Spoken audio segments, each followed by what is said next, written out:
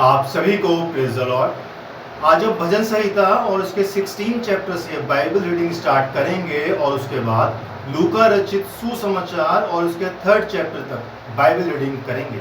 मैं Francis Joseph और मेरी पूरी टीम की तरफ से मैं आप सभी का बाइबल रीडिंग हिंदी ऑडियो में स्वागत करता हूँ। आइए हम प्रार्थना में चलें। धन्यवाद महान सर्वशक्तिमान परमेश्वर पिता, आपका धन्यवाद करते हैं खुदा कि आपने हमें अपनी हिफाजत में रखा है। आपका तहे दिल से धन्यवाद। आज जो आपने वचन दिया है, जब ये वचन पढ़ा जाए और जब ये वचन सुना जाए, है मेरे खुदा वह फलदायक हो। इस प्रार्थना को मांगते हैं यीशु मसीह के सच्चे और जिंदे नाम से, आमीन। भजन संहिता और उसका 16 चैप्टर। हे ईश्वर मेरी रक्षा कर, क्योंकि मैं तेरा ही शरणगत हूँ। मैंने परमेश्वर से कहा, तू ही मेरा प्रभु है, तेरे सिवा मेरी भलाई कहीं नहीं। पृथ्वी पर जो पवित्र लोग हैं वे ही आदर के योग्य हैं और उन्हीं से मैं प्रसन्न रहता हूँ। जो पराये देवता के पीछे भागते हैं उनका दुख बढ़ जाएगा। मैं उनके लहू वाले अध्र नहीं चढ़ाऊंगा और उनका नाम अपने होंठों से नहीं लूंगा। यहोवा मेरा भाग और मेरे कटोरे का हिस्सा है, मेरे भाग को तू स्थिर रखता है। मेरे लिए माप की डोरी मन भावने स्थान में पड़ी और मेरा भाग मन भावना है। मैं यहोवा को धन्य कहता हूँ, क्योंकि उसने मुझे सम्मति दी है, वरन मेरा मन भी रात में मुझे शिक्षा देता है। मैंने यहोवा को निरंतर अपने सम्मुख रखा है, इसलिए कि वह मेरे दाहिने हाथ रहता है, मैं कभी ना डगमगाऊंगा। इस कारण मेरा हृदय आनंदित और मेरी आत्मा मगन हुई, मेरा शरीर भी चैन से रहेगा। क्योंकि तू मेरे प्राण को अधोलोक में न छोड़ेगा, न अपने पवित्र भक्त को सड़ने देगा। तू मुझे जीवन का रास्ता दिखाएगा, तेरे निकट आनंद की भरपूरी है। तेरे दाहिने हाथ में सुख सर्वदा बना रहता है। इसके बाद हम पढ़ेंगे लूका रचित सुसमाचार और उसका 3rd चैप्टर। तिबिरियुस कैसर के राज्य के 15वें वर्ष में, जब पुन्तियुस पिलातुस यहूदियों का हाकिम था और गलील में हेरोदेस, इतुरेया और निकोनीतीस में उसका भाई फिलिपुस और अबिलेने में लिसानियास चौथाई के राजा थे, और जब हन्ना और कैफा महायाजक थे, उस समय परमेश्वर का वचन जंगल में जकरिया के पुत्र यूहन्ना के पास पहुंचा।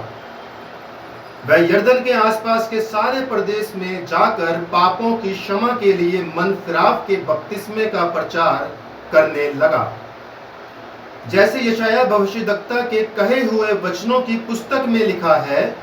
जंगल में एक पुकारने वाले का शब्द हो रहा है कि प्रभु का मार्ग तैयार करो, उसकी सड़कें सीधी बनाओ। हर एक घाटी भर दी जाएगी और हर एक पहाड़ और टीला नीचा किया जाएगा, और जो टेढ़ा है सीधा और जो ऊंचा नीचा है वह चौरस मार्ग बनेगा, और हर प्राणी परमेश्वर के उद्धार को देखेगा। जो भीड़ की भीड़ उससे बपतिस्मा लेने को निकल कर आती थी, उनसे वह कहता था, हे सांप के बच्चों, तुम्हें किसने जता दिया कि आने वाले क्रोध से भागो? अंत मन फिराव के योग्य फल लाओ, और अपने अपने मन में ये ना सोचो कि हमारा पिता अब्राहम है, क्योंकि मैं तुमसे कहता हूं कि परमेश्वर इन पत्थरों से अब्राहम के लिए संतान उत्पन्न कर सकता है। अब कुल्हाड़ा पेड़ों की जड़ पर धरा है, इसलिए जो जो पेड़ अच्छा फल नहीं लाता वह काटा और आग में झोंका जाता है। तब लोगों ने उससे पूछा, तो हम क्या करें? उसने उन्हें उत्तर दिया, जिसके पास 2 कुर्ते हों वह उसके साथ जिसके पास नहीं है बांट ले, और जिसके पास भोजन हो वह भी ऐसा ही करे। महसूल लेने वाले भी बपतिस्मा लेने आए और उससे पूछा, हे गुरु, हम क्या करें? उसने उनसे कहा, जो तुम्हारे लिए ठहराया गया है उससे अधिक ना लेना। सिपाहियों ने भी उससे ये पूछा, हम क्या करें? उसने उनसे कहा, किसी पर उपद्रव न करना और न झूठा दोष लगाना और अपने वेतन पर संतोष करना। जब लोग आस लगाए हुए थे और सब अपने अपने मन में यूहन्ना के विषय में विचार कर रहे थे कि क्या यही मसीह तो नहीं है, तो यूहन्ना ने उन सब से कहा, मैं तो तुम्हें पानी से बपतिस्मा देता हूं, परंतु वह आने वाला है जो मुझसे शक्तिमान है। मैं तो इस योग्य भी नहीं कि उसके जूतों का बांध खोल सकूं। वह तुम्हें पवित्र आत्मा और आग से बपतिस्मा देगा। उसका सूप उसके हाथ में है और वह अपना खलिहान अच्छी तरह से साफ करेगा और गेहूं को अपने खेतों में इकट्ठा करेगा, परंतु भूसी को उस आग में जो बुझने की नहीं जला देगा। अंत वह बहुत सी शिक्षा दे देकर लोगों को सुसमाचार सुनाता रहा, परंतु जब उसने चौथाई देश के राजा हेरोदेस को उसके भाई फिलिपुस की पत्नी हेरोदियास के विषय और सब कुकर्मों के विषय में जो उसने किए थे उल्हाना दिया, तो हेरोदेस ने उन सब से बढ़कर ये कुकर्म भी किया कि यूहन्ना को बंदी गृह में डाल दिया। जब सब लोगों ने बपतिस्मा लिया और यीशु भी बपतिस्मा लेकर प्रार्थना कर रहा था, तो आकाश खुल गया और पवित्र आत्मा शारीरिक रूप में कबूतर के समान उस पर उतरा और ये आकाशवाणी हुई, तू मेरा प्रिय पुत्र है, मैं तुझसे प्रसन्न हूं। जब यीशु आप उपदेश करने लगा तो लगभग 30 वर्ष की आयु का था और जैसा समझा जाता था यूसुफ का पुत्र था, और वह एली का, और वह मतात का, और वह लेवी का, और वह मलकी का, और वह यन्ना का, और वह यूसुफ का, और वह मतियाह का, और वह आमोस का, और वह नहूम का, और वह असलिया का, और वह नोगा का, और वह मात का, और वह मतियाह का, और वह शीमी का, और वह योसेक का, और वह योदाह का, और वह यूहन्ना का, और वह रेसा का, और वह जरुब्बाबिल का, और वह